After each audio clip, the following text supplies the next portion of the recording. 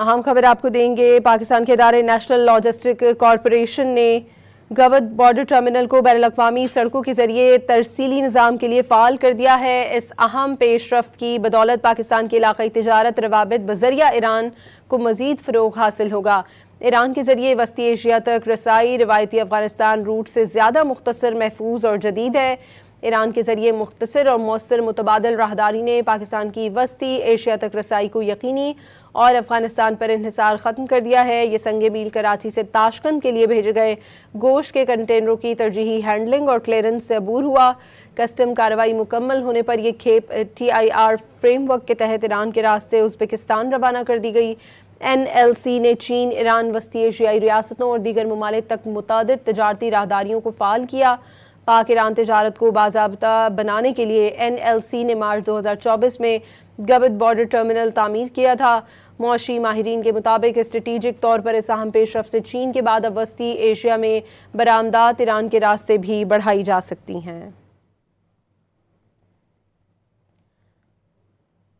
آپ کو یہ بتائیں، اس اہم پیش رفت کی بدولت پاکستان کے علاقائی تجارتی روابط بڑھیں گے۔ پاکستان کے ادارے نیشنل لاجسٹک کارپوریشن نے گبت بارڈر ٹرمینل کو بین الاقوامی سڑکوں کے ذریعے ترسیلی نظام کے لیے فعال کر دیا ہے۔ اس اہم پیش رفت کی بدولت پاکستان کی علاقائی تجارتی روابط بذریعہ ایران کو مزید فروغ حاصل ہوگا۔ ایران کے ذریعے وسطی ایشیا تک رسائی روایتی افغانستان روٹ سے زیادہ مختصر، محفوظ اور جدید ہے۔ ایران کے ذریعے مختصر اور مؤثر متبادل راہداری نے پاکستان کی وسطی ایشیا تک رسائی کو یقینی اور افغانستان پر انحصار ختم کر دیا ہے۔ یہ سنگ میل کراچی سے تاشقند کے لیے بھیجے گئے گوشت کے کنٹینروں کی ترجیحی ہینڈلنگ اور کلیئرنس سے عبور ہوا۔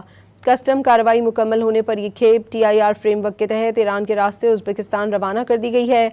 NLC نے چین، ایران، وسطی ایشیائی ریاستوں اور دیگر ممالک تک متعدد تجارتی راہداریوں کو فعال کیا ہے۔ پاک ایران تجارت کو باضابطہ بنانے کے لیے NLC نے مارچ 2024 میں گبت بارڈر ٹرمینل تعمیر کیا تھا۔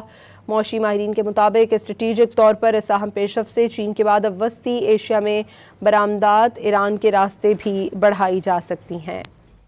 پاکستان کے ادارے نیشنل لاجسٹک کارپوریشن نے گبت بارڈر ٹرمینل کو بین الاقوامی سڑکوں کے ذریعے ترسیلی نظام کے لیے فعال کر دیا ہے۔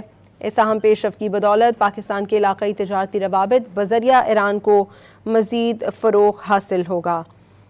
آپ کو یہ بتائیں کہ ایران کے ذریعے وسطی ایشیا تک رسائی روایتی افغانستان روٹ سے زیادہ مختصر، محفوظ اور جدید ہے۔ ایران کے ذریعے مختصر اور مؤثر متبادل راہداری نے پاکستان کی وسطی ایشیا تک رسائی کو یقینی اور افغانستان پر انحصار ختم کر دیا ہے۔ یہ سنگ میل کراچی سے تاشقند کے لیے بھیجے گئے گوشت کے کنٹینروں کی ترجیحی ہینڈلنگ اور کلیئرنس سے عبور ہوا ہے۔ اسی پر بات کرنے کے لیے ہم نے رابطہ کیا ہے ماہر معیشت ناصر شاہ بخاری صاحب سے۔ بہت شکریہ ناصر شاہ صاحب، فرمائیے گا اس ٹرمینل کو کن ممالک کے درمیان تجارت کے لیے استعمال کیا جائے گا؟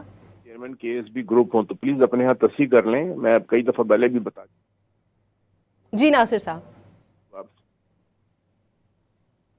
فرمائیے گا پاکستان اور ایران کے درمیان اس پیش رفت کے کیا اثرات مرتب ہوں گے؟ نہیں، یہ تو دیکھیں گیٹ وے جو ہے پورا ایران کی صورت میں، گبت کی صورت میں پورے مشرق وسطی تک جائے گا۔ صرف ایران میں اس میں نہیں ہے شامل، بلکہ رشیا تک جو ہے یہاں سے اس راہداری کے ذریعے ٹریڈ ہو سکتی ہے۔ اور اس کے جو ہمیں نیٹ ورک کی ضرورت پڑتی ہے، روڈ نیٹ ورک کی، وہ ایران کا روڈ نیٹ ورک جو ہے بہت ڈیولپڈ ہے، تو اس سے ہمارے جو ٹرکس ہیں NLC کے خاص طور پہ وہ آل دا وے جتنی بھی مشرق وسطیٰ کے ممالک ہیں وہاں تک پہنچ سکتے ہیں۔ نیچرلی جو ایران سے متعلق ہوں گے وہ ایران تک بھی جائیں گے، لیکن اصل جو ہماری گروتھ آنی چاہیے، جو ہم ہمیشہ سے خواب دیکھتے ہیں کہ ہماری لوکیشن جو ہے وہ اتنی اچھی ہے، تو وہ مشرق وسطیٰ کے لیے ایک راہداری کا راستہ بن جائے گی۔ ٹھیک ہے سر، اس منصوبے سے خطے میں جو تجارت ہے اس کو کیسے فروغ ملے گا؟ لاجسٹکس جو ہے وہ ہمیشہ ڈیولپمنٹ میں بہت کام ادا کرتی ہیں، اس کا ٹریڈ میں، تو ہر قسم کی ٹریڈ جو ہے اس کے لیے راستے کھل جائیں گے۔ ریجنل ٹریڈ جو ہے وہ خاص طور پہ جو ہماری ایک شارٹ فال ہے کہ ہمارے سسٹم میں جو ہے ہمارے ریجنل ٹریڈ کے اوپر اتنی توجہ نہیں کی ہوئی، وہ اب پوری طرح پر ریجنل ٹریڈ جو ہے وہ ڈیولپ ہو سکتی ہے۔